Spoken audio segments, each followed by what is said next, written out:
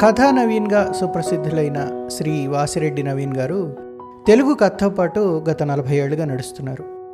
వ్యాసాలు, కథలు, కవితలు రాశారు. అనేక వేదికల్లో తెలుగు కథ గురించి విశ్లేషణాత్మక ఉపన్యాసాలు చేశారు. కేంద్ర సాహిత్య అకాడమీ సభ్యులుగా అనేక సంవత్సరాలు సేవ చేశారు. 1990లో తెలుగు కథా సాహితీ అనే సంస్థను ఏర్పాటు చేసి గత 34 ఏళ్లుగా ప్రతి సంవత్సరం ప్రచురితమైన కథలన్నిటినీ ప్రసిద్ధ కవి, రచయిత పాపినేని శివశంకర్ గారి సహకారంతో చదివి ఎన్నుకొని ఒక సంకలనంగా వెలువరిస్తున్నారు. ఇంగ్లీష్లో కాకుండా ఇంకా వేరే ఏ భాషలో కూడా ఇలా ఇన్ని సంవత్సరాలు ప్రత్యేకంగా ఎన్నిక చేసిన కథలు ఒక పుస్తకంగా వెలువడిన దాఖలాలు లేవు. ఆదివారం అక్టోబర్ 6వ తేదీన కథ 2023 ఆవిష్కరణ సభ ఖమ్మంలో జరగనుంది. ఈ సందర్భంగా చేసిన ఇంటర్వ్యూలో నవీన్ గారు కథ సంకలనంలో కథల సేకరణ, ఎంపిక, ఎడిటింగ్ గురించి, కథ 2023 ప్రత్యేకత గురించి మాట్లాడారు.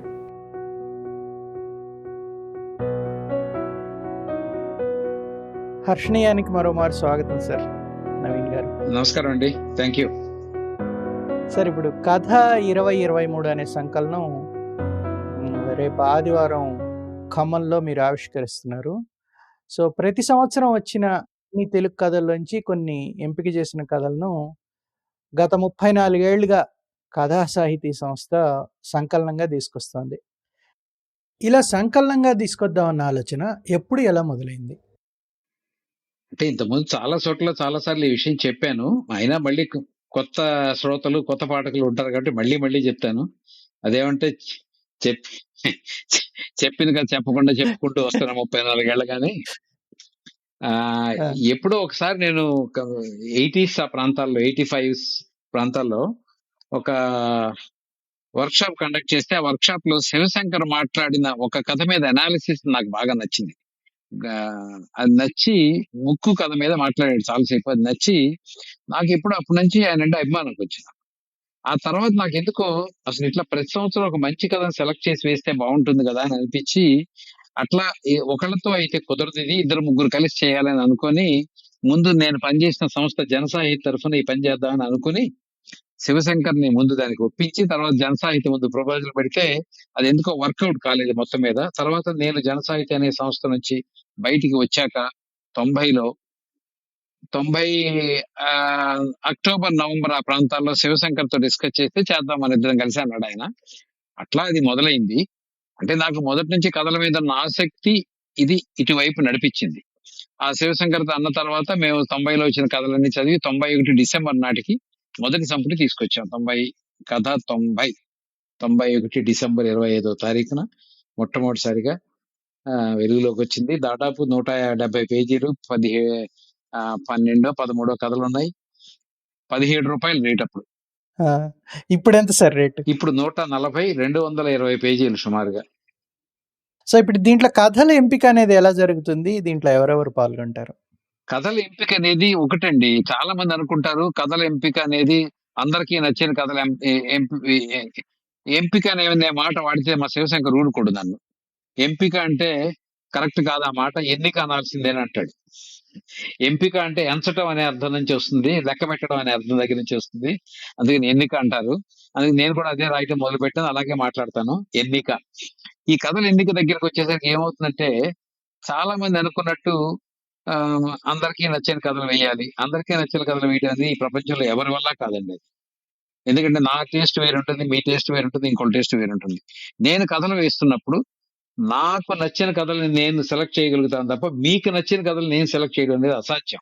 అలాగే కొన్ని వేల మంది పాఠకులను దృష్టిలో పెట్టుకున్నప్పుడు అందరికీ నచ్చిన కథలు అనేవి అసలు ఈ ప్రపంచంలో ఉండవు నా దృష్టిలో. అయినా దానికి ఒక ప్రమాణం పెట్టుకుంటాం. ఆ ప్రమాణం ప్రధానంగా ఏంటంటే వస్తువు సామాజికం అయి ఉండాలి, దాంట్లో ఉన్న విషయం సామాజికం అయి ఉండాలి.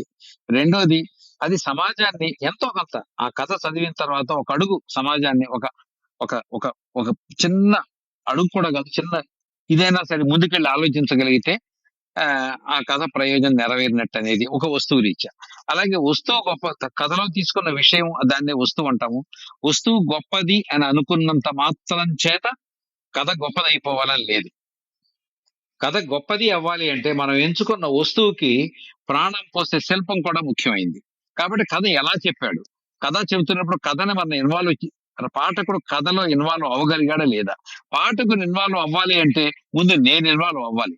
ఆ కథ చదువుతున్నప్పుడు నేను ఇన్వాల్వ్ అయ్యాను అంటే, ఇన్వాల్వ్ అవటమే కాకుండా కథను ఆస్వాదించాను అంటే, ఆస్వాదించడమే కాకుండా దాంట్లో ఉన్న వస్తువు పట్ల నాకు మమేకత ఏర్పడింది అంటే, అంత మాత్రమే కాకుండా దాంట్లో ఉన్న వస్తువు ప్రధానంగా సమాజంలో అన్ని వర్గాల వాళ్ళకి ఇది అవసరమైన విషయము అని నాకు అనిపించింది అనుకోండి. అనిపించినప్పుడు అది మంచి కథగా అనుకుంటాం. అట్లంటే ఇప్పుడు శివశంకర్ కూడా ఇలాగే ఆలోచించాలి కదా, ఆలోచిస్తారా అంటే ఆలోచిస్తాడు జనరల్ గా, కానీ ఆయన టేస్ట్ వేరుండొచ్చు. ఆయనకి హాస్య కథలు అంటే చాలా ఇష్టం. హాస్యం వ్యంగ్య కథలు ఎక్కువ దొరికితే వేద్దాం అంటాడు, దొరికితే కదా అని నేను అంటాను. అందుకని కొంచెం తేడాలు ఉండొచ్చు ఈ సెలక్షన్ విషయంలో. అందుకని ప్రతి సంవత్సరం మేము 15 కథలు ఇస్తే 15 కథల విషయంలో అతి తేలిగ్గా మేమిద్దరం ఒక 34 ఏళ్ల నుంచి ప్రయాణం చేస్తున్నాం కాబట్టి, ఒక అగ్రిమెంట్ తో ఉన్నాం కాబట్టి ఇప్పటికీ 15 కథలు సెలెక్ట్ చేస్తే 10 కథల విషయంలోనే మాకు ఏకాభిప్రాయం కుదురుతుంది. మిగతా కథల విషయంలో ప్రతిసారి చర్చ ఉంటుంది. ఒక్కోసారి ఏ రకంగానూ ఏకాభిప్రాయం కుదరదు అనుకున్నప్పుడు వేరే మూడో వాళ్ళకి ఎవరికన్నా పంపిస్తాం. దాన్ని పంపించి ఆ అది వేయొచ్చా లేదా అని అడుగుతాం. మూడో వాళ్ళ అభిప్రాయం ఇంకా శిరోధార్యం, అది అంతే. ఇంకా వాళ్ళు వేయొచ్చు అంటే వేయొచ్చు, వేయటం వద్దు అంటే మానేయటం, అంతే. ఇట్లా సెలక్షన్ నడుస్తుంది. అయితే ఈ సెలక్షన్ మొత్తం అంతా కూడా దాంట్లో చాలా మంది చాలా అభిప్రాయాలు ఉంటాయి. ఈ సెలక్షన్ ఏదో రకరకాలుగా ఉన్నాయి, దాని మీద విమర్శలు ఉంటాయి. ఏమున్నప్పటికీ కథ అనేది ప్రధానంగా 4 అడుగులు సమాజంలో ఒక విషయాన్ని చెప్పేది అయి ఉండాలి. అది కథను చదివిన తర్వాత పాఠకుడు దాన్ని అనుభవించగలగాలి. కథలో రచయిత చెప్పిన పాయింట్ ని పట్టుకుని అరే ఇది కొత్త విషయమే అనిపించాలి. ఇలా చాలా విషయాలు కథని ప్రభావితం చేసే పాఠకుడిని ప్రభావితం చేసే విషయాలు కథలో ఉంటాయి. అవన్నీ ఉన్నప్పుడు మేము సెలెక్ట్ చేసుకుంటాం. అంత మాత్రం చేత మేము సెలెక్ట్ చేసుకున్న తర్వాత ఈ ఇవి మాత్రమే గొప్ప కథలు నేను ఇప్పటికీ అన్నా. కొంతమంది కొన్ని ఇతర కథలు నచ్చి ఉండొచ్చు.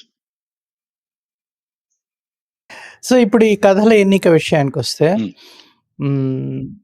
మీకు అనేక రకాలైన విమర్శలు వచ్చి ఉంటాయి 34 ఏళ్లలో కథల మీద.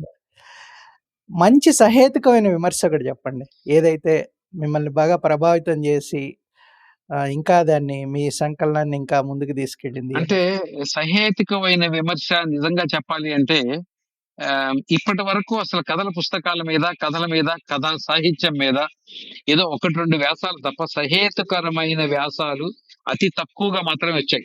ఎప్పుడో వెంకట సుబ్బయ్య గారు, ఆ తర్వాత ఇంకెవరో 1-2 తిరుపతిరావు రాసిన వ్యాసాలు, ఇట్లాంటివి తప్ప సహేతుకంగా చర్చ జరిగే సందర్భాలు చాలా తక్కువ ఉన్నాయి. కానీ ఒక్కటి మాత్రం ఏంటంటే, ఒకప్పుడు మా మీద ఒక ప్రభావం ఉండేది. నేను కమ్యూనిస్ట్ పార్టీ ప్రోడక్ట్ ని, అంటే కమ్యూనిస్టు భావజాలం నుంచి నేను వచ్చిన వాడిని. అలాగే ఇదే భావజాలంతో శివశంకర్ కూడా కొంచెం చిన్న చిన్న తేడాలు ఉంటే ఉండొచ్చు, కానీ బేసిక్ గా ఎరిక్ ఫ్రామ్ నుంచి తను ప్రభావితం అయ్యాడు, ఉపనిషత్తుల నుంచి ప్రభావితం అయ్యాడు, కమ్యూనిజంతోనూ ప్రభావితం అయ్యాడు. ఇలా భిన్న అభిప్రాయాల కలయిక ఆయనలో ఉంటుంది.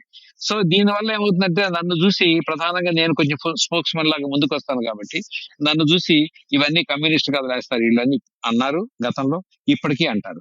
కాబట్టి నిజంగానే మేము కమ్యూనిస్ట్ కథలే వేస్తున్నామా అని ఒకసారి చెక్ చేసుకుందాము అని చెప్పి ప్రతి కథ చదివినప్పుడు అది కమ్యూనిస్టు కథ అని అనిపిస్తే, అంటే నెగిటివ్ గా కాదు, కథ బాగా కమ్యూనిస్ట్ కథ అంటే వాళ్ళ ఉద్దేశం ఏంటంటే చివరిలో దానికి ఏదో ఒక దారి చూపించడం, ఆ దారి చూపించే వైపుకి సూర్యుడి వైపు అతను నడుస్తున్నాడు, ఇట్లాంటివి కృతకమైనటువంటి ముగింపులు చేయటం, ఇట్లాంటివి ఏమైనా ఉన్నాయనుకోండి, ఇలాంటివి ఏమైనా ఉన్నాయా అని చెక్ చేసుకోవటం. నిజమే, ఎలాంటివి అనుకుంటే అలా అక్కర్లేదు. కథ ఓపెన్ ఎండెడ్ గా ఉండాలి, పాఠకులు కాస్త ఆలోచింపజేసేదిగా ఉండాలి, పాఠకులకి కొంచెం మెదడుకి పదును పెట్టేదిగా ఉండాలి అని అనుకుని ఆ రకంగా మా అభిప్రాయాన్ని నేను మార్చుకున్నా కొంతవరకు. అది సహేతుకమైన విమర్శ అనిపించింది నాకు. అది పూర్తిగా కాదు మళ్ళీ. సో దీనికి మీరు ఎన్ని పత్రికలు, ఇప్పుడు వెబ్ మ్యాగజైన్లు ఉన్నాయి, కొంత మటుకు పత్రికలు ఉన్నాయి, దినపత్రికలు ఉన్నాయి, ఎట్లా సేకరిస్తారు ఇవన్నీ మీరు? ఒకటి ఏంటంటేనండి, దీంట్లో పత్రికలు ఇవన్నీ ఒకప్పుడు తొలి రోజుల్లో నేను ప్రతి పత్రిక కొనేవాడిని. ప్రతి పత్రిక కొని వాటిని కట్ చేసి బైండ్ చేసి పెట్టుకునేవాడిని. ఇప్పుడు గనక మీరు 90ల నాటి గనక ఒకసారి మీరు కథానిలయానికి వెళ్తే 90 నుంచి 95 వరకు కథానిలయానికి ఆ బైండ్లన్నీ ఇచ్చేసాను. ఇచ్చిన బైండ్లన్నీ అక్కడ సేఫ్ గా ఉన్నాయి అక్కడ. ప్రతి పత్రికలోంచి కథ తీసేవాడిని నేను. ఇప్పుడు రాను రాను ఏం జరుగుతుందంటే కొన్ని పత్రికలకి ఆహ్, అసలు నిజంగా ఎంత కష్టపడి చదవాల్సిన అవసరం ఉందా? పత్రిక స్వభావం తెలిసిన తర్వాత అని అనిపిస్తుంది. పత్రికల పేర్లు చెప్పడం ఇక్కడ భావ్యంగా ఉండదు కానీ, కొన్ని పత్రికలుంటాయి. కేవలం శృంగార కథలేస్తారు. ఆ శృంగార కథలు నాకేం పెద్దగా కథా సాహిత్యంలో చోటు చేసుకోవాల్సినంత గొప్ప ఆహ్, విషయం ఉన్న కథలుగా అనిపించవు నాకవి. అలాంటప్పుడు ఆ శృంగార కథలు చదవాల్సిన అవసరం ఏంటి నేనిప్పుడు అనిపిస్తుందనమాట ఒకసారి. అయినా ఎప్పుడన్నా ఒక్కసారి పొరపాటున వస్తే రావచ్చేమో, వచ్చినా ఆ కథ మిస్ అయితే అవ్వచ్చు. ఇట్లా కొన్ని ఎలిమినేట్ చేసుకుంటూ రావటం వల్ల కొంత మాకు సులువైంది పని. సులువైంది కానీ అదే సందర్భంలో ఆహ్, ఈ ఈ కథలన్నీ సేకరించడంలో ఇటీవల కాలంలో వచ్చిన మార్పుల వల్ల పత్రికల యొక్క సంఖ్య తగ్గటం, తగ్గిన పత్రికల సంఖ్య స్థానంలో ఆహ్, ఆన్‌లైన్ మ్యాగజైన్స్ రావటము. ఆన్‌లైన్ మ్యాగజైన్స్ ఎప్పటికప్పుడు చదవటము. లేదా ఆహ్, ఉన్న పత్రికలో దినపత్రికలుంటాయి. ఆదివారం అనుబంధాలుంటాయి. వారపత్రిక ఒకటో, రెండో ఉన్నాయి. ఇప్పుడు ఎక్కువ లేవు మనకి. ఈ వారపత్రికలో వచ్చిన కథలుంటాయి. వీటన్నీ కలిపి బైండ్ చేయటం ఒక పద్ధతి. ఇవన్నీ కాకుండా ఇప్పుడు మాకు ఈ సంవత్సరం సహ సంపాదకుడిగా రామమూర్తి గారున్నారు. అంతకుముందు ఒక సంవత్సరం పాటు ఆయన సంపాదకులుగా ఉన్నారాయన. కొన్ని రోజుల పాటు మేము చిన్న ఎక్స్‌పెరిమెంట్ చేసాం. మళ్ళీ సందర్భం వచ్చినప్పుడు చెప్తాను దాన్ని. ఆ ఎక్స్‌పెరిమెంట్‌లో భాగంగా ఒక కొత్త మాతో మేము కాకుండా ఈ కథల ఎన్నిక బాధ్యత కొద్దిద్దరికి అప్పచెప్పాం. వాళ్ళు చెప్పిన ప్రకారం కథలు వేస్తాం. అట్లా రమణమూర్తి గారు ఉన్నారు. ఉన్నప్పటి నుంచి మాకు ఆయనతో ఆయన గొప్ప సహకారం ఏంటంటే కథలన్నీ కలెక్ట్ చేసి ఆ పీడీఎఫ్ ఫైల్స్ ఇచ్చారు మాకు చాలా వరకు. అందుకని ఇప్పుడు చదవటం ఇంకా తేలికైంది. సో ఇప్పుడేంటంటే ప్రధానంగా ప్రతి సంవత్సరంలో వచ్చిన ఆ వారంలో వచ్చిన ప్రతి కథని లేదా నెలలో వచ్చిన కథలన్నీ పీడీఎఫ్ ఫైల్స్ రూపంలోకి మారిస్తే రమణమూర్తి గారు మాకు అందించడం వల్ల ఎప్పటికప్పుడు చదువుకోవడమే కానీ సేకరణ అనేది మరీ పెద్ద ఇష్యూ కావట్లేదు ఇప్పుడు. అంత సేకరణ అంతా ఆల్మోస్ట్ ఆయనే చేస్తున్నారు కాబట్టి. అంటే చాకిరీ వరకు ఉంటుంది. అయినా కూడా నేను ఇప్పటికీ కూడా అచ్చవుతున్న పత్రికల్ని, అచ్చవుతున్న కథల్ని అంటే నేరుగా కొన్ని కథలు అచ్చవుతుంటాయి. ముఖ్యంగా నేరుగా సంకలనాల్లో వస్తాయి. నేరుగా రచయితల సంపుటాలుగా వస్తాయి. ఇవన్నీ నేనే సేకరిస్తా. ఆ పత్రికలు అచ్చయిన పత్రికల్లో కథలన్నీ నేను సేకరించి ఇప్పటికీ నేను బైండ్‌లు చేస్తా అవి. అవి దగ్గర పెట్టుకునే చదువుతాం. ఆయన పీడీఎఫ్‌లు ఇచ్చినప్పటికీ ఒకవేళ క్రాస్ చెకింగ్‌కి పనికొస్తాయి తప్ప నేను ప్రధానంగా బైండ్‌ల మీదే డిపెండ్ అవుతున్నా ఇప్పటికి కూడా. మా శివశంకర్ కూడా అంతే. అబ్బా! పీడీఎఫ్‌లు అంటే కూడా నాకు ఆ పుస్తకాలు ఇవ్వబ్బా అంటాడు. అంటే కొంచెం ఓల్డ్ టైమర్స్ కదా! మేము అందుకని అయ్యుండొచ్చు. సరే. ఇప్పుడు ఇవన్నీ మీకు నచ్చిన కథలే మీరు తీసుకొస్తారు వీటిల్లో. ఖచ్చితంగా. ఎప్పుడైనా ఎడిటింగ్ అవసరం ఏమన్నా పడుతుందా ఈ కథల్లో? మీరు నమ్మరు గాని ప్రతి సంకలనంలోనూ సగానికి సగం కథల్ని ఎడిట్ అయ్యేస్తాయి. ఎందువల్లది? 2 కారణాలున్నాయి. ఒకప్పుడు పత్రికా సంపాదకులు పత్రికల్లో వేసుకునేటప్పుడు వాళ్ళ కథ పొడుగైంది అనే ఉద్దేశంతో వాళ్ళ పేజీలకి సరిపోవట్లేదనే ఉద్దేశం అక్కడక్కడ కట్ చేస్తుండేవారు. దాన్ని రచయితకి ఇంకా అంగీకరించి రచయిత అంగీకారంతోనే అయినప్పటికీ కట్ చేస్తుండేవారు. తర్వాత మేము పుస్తకంలో కథ వేస్తున్నాము. మీరు దీనికి ఏమన్నా ఎడిటింగ్ చేస్తారా అని ప్రతి రచయితని అడుగుతాను. తగ్గించడం గాని, పెంచడం గాని చేస్తారా? అంటే సార్ ఫలానా పత్రికలో వేసినప్పుడు మేము ఆంధ్ర పత్రికలో వేసినప్పుడు, ఆంధ్రప్రభలో వేసినప్పుడు ఏదో పత్రికలో వేసినప్పుడు వాళ్ళు కొంచెం కట్ చేశారండి. ఆ కట్ చేసింది యాడ్ అయితే బాగుంటుందండి అంటారు. సరే యాడ్ చేసి పంపించండి అంటాం. పంపించి చూసినప్పుడు ఒక్కొక్కసారి సగానికి సగం సందర్భాల్లో పత్రిక సంపాదకులు కరెక్ట్ అనిపిస్తుంది. ఎందుకంటే వాళ్ళ ఎడిటింగ్ వల్లే ఆ కథ అంత క్రిస్ప్ గా వచ్చింది అని. అలాంటప్పుడు రచయితకి చెప్పయ్యా ఎడిటింగ్ మళ్ళీ దాన్ని యాడ్ చేయకు, నువ్వు యాడ్ చేస్తే కొంచెం ఎక్కువ అవుతుంది కాబట్టి ఉన్నదన్నట్టుగానే ఉంచు అని చెప్పడం. లేదా కొన్ని సందర్భాల్లో వాళ్ళు కట్ చేసిన మరి దారుణంగా ఉంటాయి. దారుణంగా ఉన్నాయి కాబట్టి దీన్ని యాడ్ చేద్దాం అని అనొచ్చు. ఈ రెండూ కూడా కాకుండా ఇటీవల కాలంలో ఆన్లైన్ పత్రికలు వచ్చాక ఆన్లైన్ పత్రికలకి సంపాదకులు అనేవాళ్ళు ఉన్న నామకే ఉంటారు కానీ రియల్ సంపాదకులు కాదు వాళ్ళు. వాళ్ళు ఎడిటర్స్ కాదు నిజంగా చెప్పాలంటే. కథల మ్యాటర్ ని కలెక్ట్ చేస్తారు. They are the collectors. సంపాదకులు అనేది ఏదో 1-2 విషయాల్లో ఉంటుంది. ఇప్పుడు ఉదాహరణకి ఈ మాట పత్రిక ఉందనుకోండి. ఈ మాట పత్రిక సంపాదకుడు నాకు వ్యక్తిగతంగా తెలుసు. ప్రతి దాన్ని క్షుణ్ణంగా చదువుతాడు. చదివిన తర్వాత దాని రచయితకి ఇదిగో ఈ లోపాలు ఉన్నాయి కాబట్టి మేము వేయట్లేదు. మీరు సరి చేసి పంపిస్తే వేస్తాము. అంటాడు. అలా సరి చేసి పంపించిన తర్వాత మళ్ళీ చదువుతాడు. సజెషన్స్ చేస్తాడు. ఇట్లా రియల్ ఎడిటింగ్ వర్క్ తను చేస్తాడు. ఇలా ఎంతమంది ఆన్‌లైన్ అంతర్జాల పత్రికలకి ఎడిటర్స్ చేస్తున్నారో నాకు తెలీదు. కానీ చాలా సందర్భాల్లో ఆన్‌లైన్ పత్రికల్లో వచ్చే వాటిలో వాక్య నిర్మాణ దోషాలతో సహా ఉంటున్నాయి. అందుకని వాటన్నిటిని జాగ్రత్తగా సరిజేయాల్సొస్తుంది. సరిజేయాల్సొస్తుంది అంటే వాక్య నిర్మాణ దోషాలంటే చొరవ తీసుకొని మేము చేయొచ్చు గానీ, అక్కడక్కడ మరీ ఎక్కువైనట్టు, లేతే కొంచెం లింక్ సరిపోయినట్టు సరిలేదన్నట్టు ఉన్నప్పుడు రచయితనికి చెప్పి, "అయ్యా! ఇక్కడ ఈ కథకి ఆ పై సంఘటనకి, కింద సంఘటనకి లింక్ సరిగ్గా కుదరట్లేదు. సరిజేస్తే బావుంటుంది ఆలోచించండి" అని చెప్పటం. వాళ్ళు మార్చటం. మార్చిన దాన్ని మేము సరి చేయటం. అట్లా ఎందుకు ఇప్పుడు 23 సంకలనంలో కూడా కనీసం 5 కథల్ని మేము అట్లా రచయితలతో చెప్పి ఎడిట్ చేయించాం. ఇప్పుడు ఈ వాక్య నిర్మాణంలో దోషాలంటున్నారు గదా! హ్మ్. తప్పులొస్తున్నాయని అంటున్నారు గదా! దీని గురించి అంటే నాకు తెలిసినంత మేరలో ఎక్కడ మనకు వర్క్‌షాప్‌లేమి జరుగుతున్నట్టు కనబడట్లేదు సార్. రచయితలు బానే చాలా మంది అస్సలు మనకి వర్క్‌షాప్ అనే కాన్సెప్టే పడదండి. నిర్మొహమాటంగా మాట్లాడితే రచయిత అనేవాడు నిరంకుశుడు. ఈ మాట అంటే చాలా మందికి నా మీద కోపం వస్తుంది గానీ, నిరంకుశుడు. నేను రాసిందే వేదం అంతే. నువ్వు నాకు వాక్యం చెప్పేదేంటి? వాటి జోలికి మనం వెళ్ళొద్దులెండి. మనం వేరే దారిలో వెళ్తే వెళ్ళక్కర్లేదు. కానీ కొంతమందికి నిజంగానే కొత్తగా రాస్తున్న రచయితలు, లేదా కొంచెం అనుభవం తక్కువున్నవాళ్ళు, లేదా కొంతమంది సీనియర్ రైటర్‌లైనా కూడా ఎక్కడో రాస్తున్న ప్రాసెస్‌లో పొరపాట్లు జరిగితేనో, ఇలాంటి వాటు అయ్యా! ఈ వాక్య నిర్మాణంలో ఈ దోషం ఉందని చెప్తే, అయ్యో! నిజమేనండి కరెక్ట్‌గా ఉంది. సరి చేయండి అంటారు. సరి చేయటం అంటే కూడా ఉంటుంది. పాఠకుడిగా నాకు నేను విస్తృతంగా చదవను గానీ, చదివినంత మేరలో నాకు గూడా కనబడుతున్నాయి దోషాలు. అంటే నాలాంటి యావరేజ్ పాఠకుడికి గూడా కనబడతాయన్నమాట దోషాలు. ఈ తెలుగులో తప్పులున్నాయన్నట్టుగా అది అదేదో స్పెల్లింగ్ ఇష్యూస్ కాదవి. అంటే ముద్రా రాక్షసాలు కాదు. ఖచ్చితంగా వాక్య నిర్మాణంలోనే కాదు కాదు తప్పులున్నాయి తెలుస్తుంది. తెలిసిపోతుంది. ఇప్పుడు మీరు ప్రచురిస్తూ వస్తున్నారు గదా! ఇన్ని రోజులుగా. మీరు 1000 కాపీలు ప్రచురిస్తారనుకుంటా గదా సార్ ప్రతి సంవత్సరం? కాదండి. 2000 నేను ఇంతవరకు హైయెస్ట్ ప్రింట్ చేసింది 2500 ఆ! కాపీలు. 2500 ప్రతి సంవత్సరం మినిమమ్ ఎన్ని చేస్తారు మీరు? అతి తక్కువ ప్రింట్ చేసింది 1300. ఫర్ ఎగ్జాంపుల్ 1300 కాపీలు అనుకుందాం. ఈ 1300 కాపీలు అమ్ముడుపోతాయా సార్ 1 ఇయర్‌లో? దాదాపుగా అయిపోతాయండి. ఎప్పుడన్నా ఒక కథ 20, 21 ఇట్లాంటి 1, 2 కాపీలు మాత్రం ఆహ్, చాలా కొద్దిగా మిగిలినాయి. అంటే కొద్దిగా అంటే 40, 50 కాపీలు మిగిలుంటాయి. అమ్ముడుపోతాయి. చాలా వరకు అమ్ముడుపోతాయి. 99% అమ్ముడుపోతాయి. సో, ఇప్పుడు మీరు ప్రచురణ అయితే ఏదైతే చేసి ఖర్చు పెడుతున్నారో దీనికంతా అంటే మీ వ్యక్తిగత శ్రమ వదిలేయండి. దీన్నన్ని సంకలనం చేయటం ఇవన్నీ పక్కన పెట్టేస్తే, కనీసం ప్రచురించడానికి ఖర్చులైనా వెనక్కొస్తున్నాయా? ఈ 1000 కాపీలు అమ్ముడుపోతే? దీంట్లో 2 విషయాలు చెప్పాలండి. ఖర్చుల దగ్గరికొచ్చేసరికి 250 పేజీల పుస్తకాన్ని రూ. 150కి ఇవ్వటం అనేది బహుశా ఇవాళ ఆంధ్రదేశంలో, తెలుగు రాష్ట్రాల్లో ఎవరు ఇవ్వరు. అంత తక్కువ రేట్‌కి. Unless there is some subsidy. అందుకని మాకు Telugu association of North America TANA వాళ్ళు కొంత సబ్సిడీ ఇస్తారు దీనికోసం. దీనికోసం కొంత డబ్బులిస్తారు. కొంత డబ్బులిస్తారు. మొత్తం కాదు గానీ కొన్ని కొన్ని డబ్బులిస్తారు వాళ్ళు. ఆ డబ్బులివ్వటం వల్ల ఆ తక్కువ రేటుకి పుస్తకాన్ని మేము వాళ్ళకి అందివ్వగలుగుతున్నాం.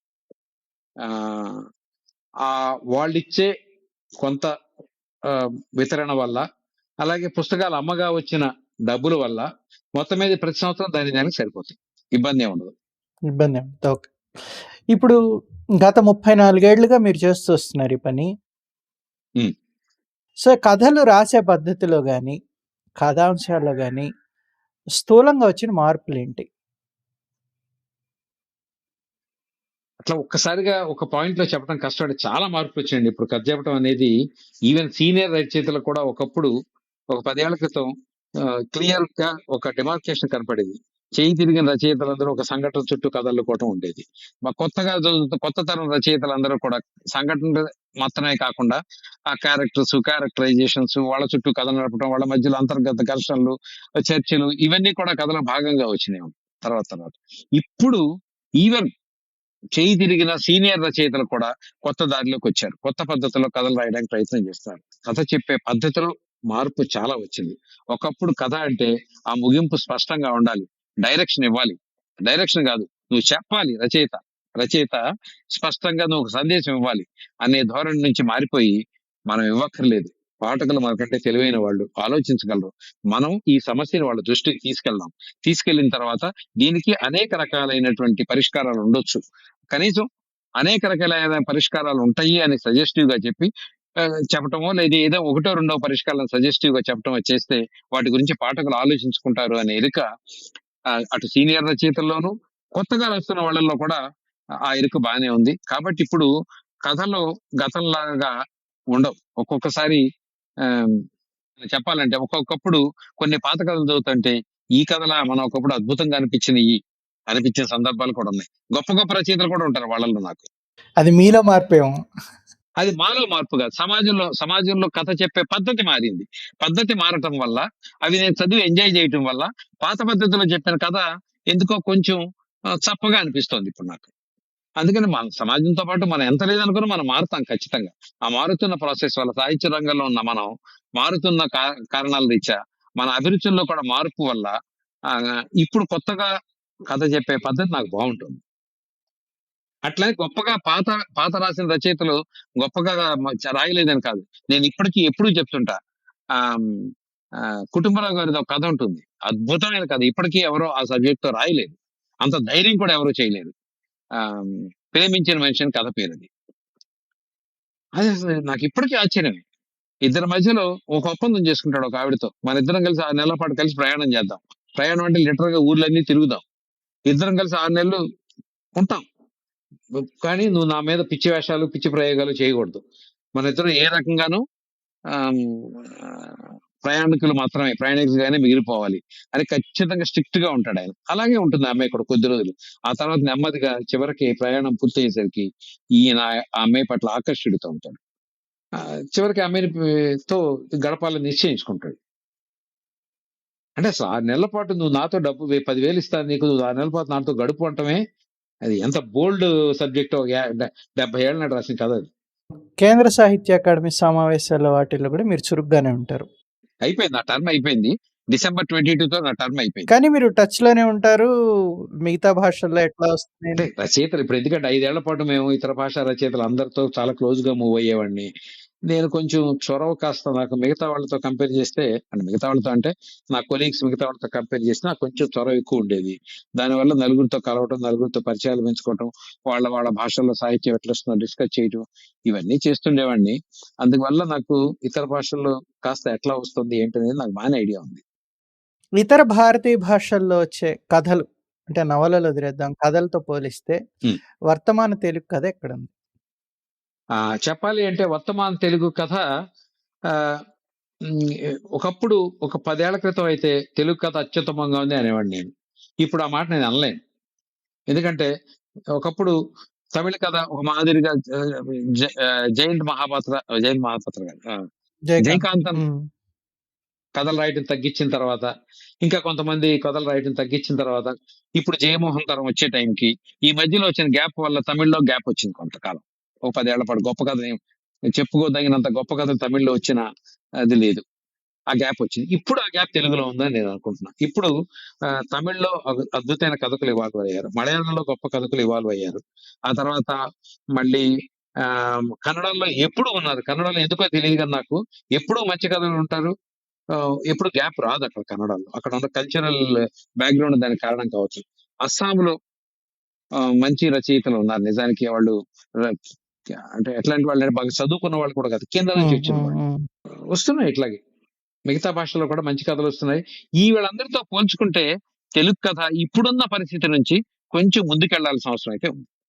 అంటే ఇప్పుడు కథలకు పాఠకుల ఆదరణ తగ్గడానికి అంటే మిగతా ఇప్పుడు మనం తమిళం మలయాళమే మాట్లాడుకుందాం, చుట్టుపక్కల కన్నడ మామూలుగా వినేది ఏంటంటే వాళ్ళు సంఖ్యలో చాలా ఎక్కువ కాపీలు అమ్ముడవుతాయి అనేది మనం తరచుగా వింటూ ఉంటాం చాలా మటుకు. అంటే బాగా పేరు వచ్చిన పుస్తకం విపరీతంగా మనకంటే చాలా వేల కాపీల్లో అమ్ముడవుతుంది. సో పాఠకులు అంటే ఎక్కువ సంఖ్యలో అమ్ముడుపోకపోవడం దీనికి కారణమా, లేదంటే ఇంకే కారణమైన ఉంటుంది?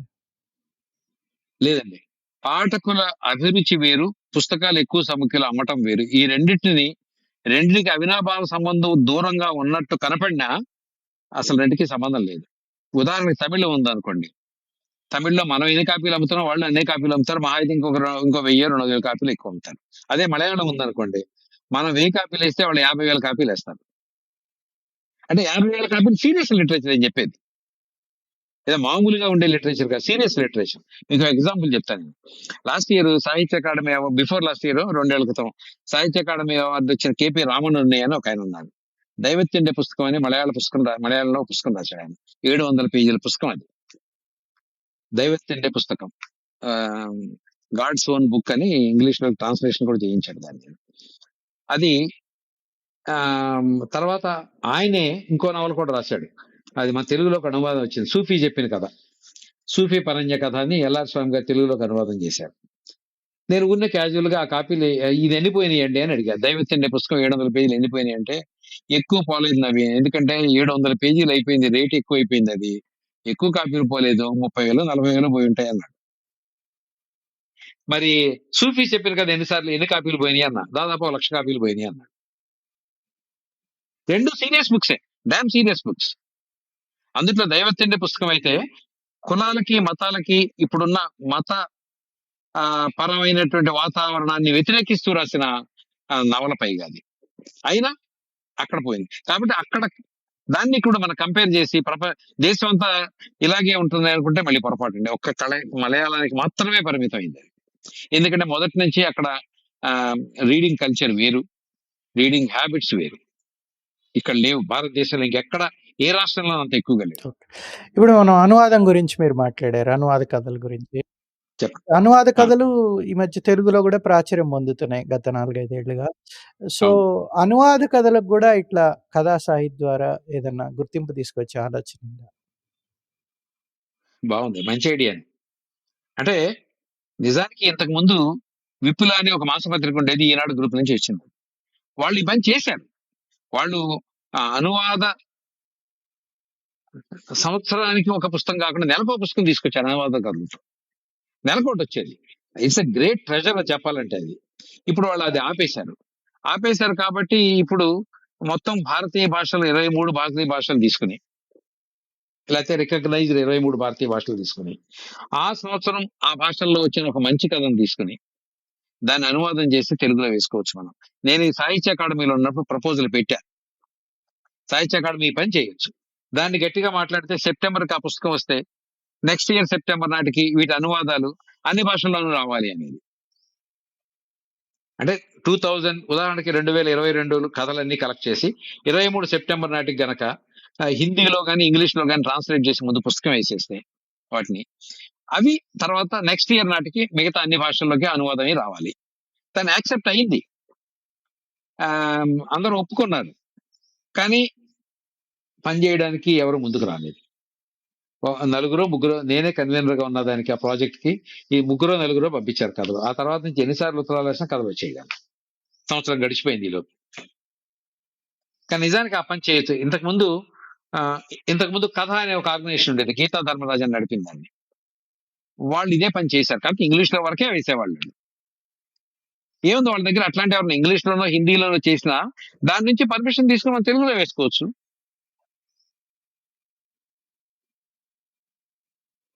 నేనేది అదే, తెలుగులో కూడా అనువాదాలు వస్తాయి అనుకోండి, ముందే మనమే తెలుగులోకి చేసుకుంటాము కొన్ని కథలు తీసుకుని, దాన్ని ఇతర భాషల్లోకి అనువాదం చేయమని అడగొచ్చు ఇతర భాషల వాళ్ళని. లేదు ఒక తెలుగులోనే ఇట్లా ప్రతి సంవత్సరం వచ్చిన మంచి కథలతో పుస్తకం వేయాలంటే దీనికి అన్ని భాషల రచయితలతో మనకు సంపర్కం ఉంటే తప్ప సాధ్యం కాదు. లేకపోతే నీకు కన్నడంలో వచ్చిన మంచి కథ మాకు పక్కనే ఉంటాడు కాబట్టి ఏ ఓసుదేంద్ర నో లాంటి వాళ్ళని అడిగితే చెప్తే చెప్పొచ్చు. తమిళ్లో వచ్చిన మంచి కథ అయితే ఏ అవినేని భాస్కర్ లాంటి వాళ్ళని అడిగితే చెప్తే చెప్పొచ్చు. మలయాళంలో వచ్చిందని అడిగితే ఎల్ఆర్ స్వామి లాంటి వాళ్ళని అడిగితే చెప్తే చెప్పొచ్చు. మిగతా భాషల సంగతి, గుజరాతీ సంగతి ఏంటి, పంజాబీ సంగతి ఏంటి, కన్నడ సంగతి, పంజాబీ సంగతి ఏంటి, లేకపోతే అస్సామీ సంగతి ఏంటి? అక్కడ నిజంగా మనకు మంచి కథ సెలెక్ట్ చేసి ఇవ్వగలిగినటువంటి నమ్మకమైనటువంటి సాహితీవేత్తలు కావాలి. ఉంటే ఆ పని చేస్తే బ్రహ్మాండంగా ఉంటుంది, చేయొచ్చు. ఎవరన్నా పూనుకుని చేస్తే మాత్రం మంచి ప్రపోజల్ అది. నేనైతే ఇప్పుడు చేయలేను, సహకరించగల ఎవరన్నా చేస్తుంటే కానీ ఆ ప్రాజెక్ట్ మళ్ళీ ఇప్పుడు నేను ఎత్తిని పెట్టుకోవడం నా వల్ల కాదు. అంటే ఇది కథ నేను ఎందుకు ప్రత్యేకంగా అడుగుతున్నానంటే, ఇప్పుడు ప్రతి కథల పుస్తకం చాలా మంది పాఠకులు నాలాంటి వాళ్ళు చదవలేరు, వచ్చిన ప్రతి పుస్తకం. కనీసం ఏదో మంచి కథలు ఎవరో ఒకరు దీన్ని ఎంత సంకలనం తీసుకొచ్చి ఇప్పుడు మీలాగా ప్రతి కథలు 20 కథలో, 25 కథలో తీసుకొస్తున్నారు గదా! నేనేది చదవకపోయినా కనీసం అది చదువుకుంటే అది మీరన్నట్టు అత్యుత్తమమైన కథలు కాకపోవచ్చు గానీ, కథా స్వరూపం అయితే తెలుస్తుంది. ఆ ఇయర్‌లో ఎట్లా ఉంది ఏంది అనేది తెలుస్తుంది. తెలుస్తుంది. లేదా ఇంకొక పని చేయొచ్చు. ప్రారంభించేటప్పుడు ఎవరైనా సరే పెద్ద మరీ ఓవర్ గ్రీడీగా ప్రారంభించకుండా, అత్యాశతో ప్రారంభించకుండా దక్షిణ భారత కథల వరకు మనం వేద్దాం. మన బుక్ బ్రహ్మ వాళ్ళు దక్షిణ భారతం వరకు పెట్టారు. దక్షిణ భారతం వరకు పెట్టారంటే భారతదేశం విడిపోయే ఉద్దేశంతో కాదు కదా అది. ఏదో వాళ్ళకి కన్వీనియంట్ గా ఉంటుంది కాబట్టి దక్షిణ భారత రచయితల వరకు పరిమితం చేసుకుని పెట్టారు. మనం కూడా అట్లాగే దక్షిణ భారత ఆ సమకాలీన కథలు అని పెట్టి ఈ 4 భాషల వరకు తీసుకోవచ్చు. తీసుకుని ఒక 4, 3 ఏళ్ల పాటు నడిపిన తర్వాత ఇంకో 2 కొత్త భాషలు యాడ్ చేయొచ్చు. ఆ తర్వాత ఇంకో 2 కొత్త భాషలు యాడ్ చేసుకుంటూ చేయొచ్చు. రేపు ఖమ్మంలో ఆవిష్కరణ జరుగుతుంది ఆదివారం. ముందుగా అవును. మీకు అభినందనలు ముందుగా దానికి. సో, ఇది ఈ వేదిక అనేది నేను చూస్తున్న 4, 5 ఏళ్ల నుంచి ప్రతి సంవత్సరం వేదిక అనేది మారుతుంది. ఒకే చోట జరగట్లేదు. అదే. నేను ఈ సంవత్సరం కథల్లో 1, 2 మార్పులు, 1, 2 విషయాల గురించి క్లుప్తంగా చెప్తాను నేను. కథ 20, 23 కథల విషయంలో నాకు ప్రత్యేకమైనటువంటి ఆసక్తి ఒకటి కనపడింది. ఎందుకంటే ఈసారి నేను కథకి ముందు మాట నేను రాశాను. ఒక సంవత్సరం శివశంకర్ రాస్తే, ఒక సంవత్సరం నేను రాస్తాను. రాస్తున్నప్పుడు నాకు విచిత్రంగా ఏంటంటే, ఈ సంవత్సరం ఉన్న కథల్లో ఎక్కువ భాగం ఆహ్, నిజంగా చెప్పాలంటే ఆహ్, ఎక్కువ భాగం కథలు ఒక్క నిమిషం. ఇన్‌సెక్యూర్ ఫీలింగ్ కథల నిండా వెంటాడుతోంది. అది స్త్రీల సమస్యలైనా గానీ ఎప్పుడూ ఉండేది ఇన్‌సెక్యూర్ ఫీలింగు. తర్వాత మ మైనారిటీ మతస్థుల్లో గానీ, మెజారిటీ మతస్థులు ఎవరిలో అయినా సరే, మామూలు పాఠకుల్లో గానీ, మామూలు ప్రజల్లో కూడా ఏదో ఇన్‌సెక్యూర్ ఫీలింగ్. మనం ఈ పని చేయాలనుకుంటున్నా చేయలేకపోతున్నాం. అదొక ఇన్‌సెక్యూర్ ఫీలింగు. ఇది ఇట్లా ఉండాలి, అట్లా ఉండట్లేదు. దానికోసం ఒక ఇన్‌సెక్యూర్ ఫీలింగు. మన రేపొద్దున ఎవడన్నా వచ్చి కొడతాడేమో ఇన్‌సెక్యూర్ ఫీలింగు. వుమెన్ పెళ్లి చేసుకుంటే రేపొద్దున మా కాపురం ఎట్లా ఉంటుందో ఇన్‌సెక్యూర్ ఫీలింగ్. ఇట్లా చాలా కథల్లో 15 కథలు వేసాం మేము. 15 కథల్లో దాదాపు 9 కథలు ఈ ఇన్‌సెక్యూర్ ఫీలింగ్‌తో ముగిసినియి. నడిచినియి కథలన్నీ కూడా. ఇది సమాజంలో ఉన్న ఇన్‌సెక్యూర్ ఫీలింగు ఆ కథల్లోకి వచ్చింది అనేది ఒక వాస్తవమే అయినా, ఈ ఒక్క సంవత్సరం ఎందుకు ఇన్ని కథలొచ్చినాయి అనేది నాకు ఆశ్చర్యంగానే ఉంది. Maybe insecure feeling in the society రాను రాను పెరుగుతుందా? అదొక సూచిక ఈ సంవత్సరం చెప్పలేను. ఇప్పుడు ఈ సభలో ప్రధాన అంశం ఏంటి? సభలో ప్రధానాంశం ఏం లేదండి. దీంట్లో ఎప్పుడైనా సరే ఒక ఆవిష్కరణ, ఒక ఆవిష్కర్త ముఖ్యమైన ఉపన్యాసం ఒకటి చేస్తారు. తర్వాత కథల గురించి మాట్లాడేవారు జ్యోతి గారు మాట్లాడతారు. ఎవరో ఒకళ్ళు మాట్లాడతారు. ఈ సంవత్సరం జ్యోతి గారు మాట్లాడతారు. ఈ సంవత్సరం కె. శ్రీనివాస్ గారు ఆంధ్రజ్యోతి పత్రిక సంపాదకులు. ఆయన కథల పుస్తకాన్ని ఆవిష్కరిస్తున్నారు. నాకు వీటన్నిటికంటే ముఖ్యమైనది ఏంటంటే రచయితలతో ముఖాముఖి అయిన ఒక కార్యక్రమం ఉంటుంది. ఒక 5, 10 నిమిషాల పాటు రచయితలందరిని వేదిక మీద కూర్చోబెడితే ఎంత ముచ్చటగా ఉంటుందో చెప్పలేను ఆ సీన్ నాకు. 15 మంది రచయితల్లోనూ కనీసం 10, 11, 12 మంది వేదిక మీద ఒకేసారి కూర్చుని అన్ని గ్రూపులు, అన్ని ఏజ్‌ల వాళ్ళు ఉంటారు దాంట్లో. అంటే కొత్తగా కథలు రాస్తున్న వాళ్ళ దగ్గర నుంచి మొదలుగా ఈ సంవత్సరం ఉందనుకోండి. కొత్తగా కథలు రాయటం మొదలుపెట్టిన ఇటీవల 4 ఏళ్ల నుంచి రాస్తున్న, 3 ఏళ్ల నుంచి రాస్తున్న స్ఫూర్తి కన్నివన అనే అమ్మాయి దగ్గర నుంచి సతీష్ చంద్ర గారి వరకు ఆహ్, అనేక అంటే 40 ఏళ్ల నుంచి కథలు రాస్తున్న వాళ్ళ దగ్గర నుంచి 4 ఏళ్ల నుంచి కథలు రాస్తున్న వాళ్ళందరూ ఒక వేదిక మీద కూర్చొని నేను ఈ కథ ఎలా రాశాను అని మాట్లాడుతుంటే ఎంత అద్భుతమైన సీన్ అండి అది. అది ప్రతి సంవత్సరం మీరు కంపల్సరీగా దాన్ని ఫాలో అవుతుంది అందుకని. ఇది ఆన్‌లైన్‌లో ఏమి మీరు ఆన్‌లైన్‌లో పెట్టరనుకుంటా. ఉంటుందండి. నేను ఫేస్‌బుక్‌లో పెడతాను. ఫేస్‌బుక్ కాదు యూట్యూబ్‌లోకొస్తుంది. యూట్యూబ్‌లోకొస్తే లింక్ ఇచ్చేస్తే మనం షేర్ చేయొచ్చు. ఆ లింక్ క్రియేట్ చేస్తా పంపిస్తదా? అది రేపు పొద్దున మాత్రమే పెడతా. ఇవాళ పెట్టానంటే సగం మంది ఖమ్మంలో మీటింగ్‌కి రారు. సరే. ఓకే. సరే. ఇప్పుడు కథా సాహితీ విషయానికొస్తే, సార్ ఇప్పటిదాకా ఆహ్, వచ్చిన కథలన్నీ కథా సంకలనాలులో వచ్చిన కథలన్నీ హ్మ్. ఇవి చదువుకోవాలంటే ఎక్కడ చదువుకోవచ్చు? ఒకటి చాలా మంది దగ్గర కలెక్ట్ చేసుకున్న కలెక్టర్స్ దగ్గర ఉంటాయి. కొత్తగా కాపీలు కొనుక్కోవాలనుకున్న వాళ్ళకి మాత్రం పాత సంచికలు దొరకవు. ఏ సంవత్సరానికి ఆ సంవత్సరం లేదా ముందు సంవత్సరాలు మాత్రమే దొరుకుతాయి. అంతకుమించి దొరకవు. ఇది వాస్తవం. కాకపోతే మేము ఈ ఈ సంవత్సరం నుంచి మనసు ఫౌండేషన్ అండ్ కథానిలయం వీళ్ళిద్దరి సహకారంతో ముఖ్యంగా మీద సేకరించిన కథల్ని కథానిలయంలో పీడిఎఫ్ ఫైల్స్ రూపంలో పెడుతున్న రమణమూర్తి గారి సహకారంతో ఈ సంవత్సరం నుంచి కథా పుస్తకాల్లో ఇప్పటి వరకు 21 కథ 21 వరకు కథ 21 వరకు వచ్చిన కథలన్నీ కథానిలయం వెబ్సైట్ లో ఇప్పటికే ఉన్నాయి ఆల్రెడీ. దాంట్లో రచయితల పేర్లు పెట్టి మీరు కొట్టినా వస్తాయి, లేదు కథా సాహితీ అని చెప్పి పెడితే సెపరేట్ ఫోల్డర్ ఒకటి ఉంది దానికి. ఆ ఫోల్డర్ లోకి వెళ్తే మొత్తం మీకు మేము ఇప్పటిదాకా వేసిన కథలు మొత్తం వచ్చేస్తాయి. ఇప్పటిదాకా అంటే 2021కి.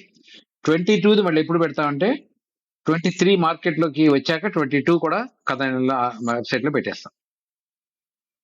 అంటే రేపు ఈ నెలాఖరికి నెక్స్ట్ మంత్ ఆఖరికి పెట్టేస్తాం అది కూడా. ఆ లింక్ తీసుకొని దీంట్లో ఎపిసోడ్లో పెట్టేస్తాను సార్. ఎవరైనా కావాలంటే ఆ లింక్ క్లిక్ చేసుకొని చదువుకుంటారు. ఇంకోటి ఏంటంటే సార్, ఇప్పుడు మీరు కథలు సభా విషయానికి వస్తే రచయితలతో ముఖాముఖి ఉంటుంది అని అన్నారు. అది నాకు విన్నప్పుడు నాకేమనిపించింది అంటే, ఇంతకు ముందర 2 వాల్యూమ్స్గా వచ్చాయి కథ దాని నేపథ్యం అని చెప్పేసి పుస్తకాలు వచ్చాయి ఇంతకుముందు. అది కూడా తానా వాళ్ళే వేశారు అనుకుంటా కదా. అవును అవును చాలా బాగుంటాయి ఆ పుస్తకాలు. అంటే కథలో వివరం ఏంటి, విశ్లేషణ, అదంతా. అట్లా ఇది శ్రమతో కూడుకున్న పనే గానీ, ఈ సభలో రచయితలు ఏం మాట్లాడారో దాన్ని క్రోడీకరించి అది కూడా తీసుకొస్తే అది బాగుంటుంది. కష్టం అండి. ఎందుకంటే ఆ, కథలో ఈ మీటింగ్ లో రచయితలు మాట్లాడడం క్లుప్తంగానే ఉంటుంది ఒకటి. డీటెయిల్డ్ గా కథ ఎలా ఇవాల్వ్ అయిందో చెప్పలేరు ఒకటి. చెప్పినా ఒక 2 పేజీల్లో చెప్తారు అనుకోండి.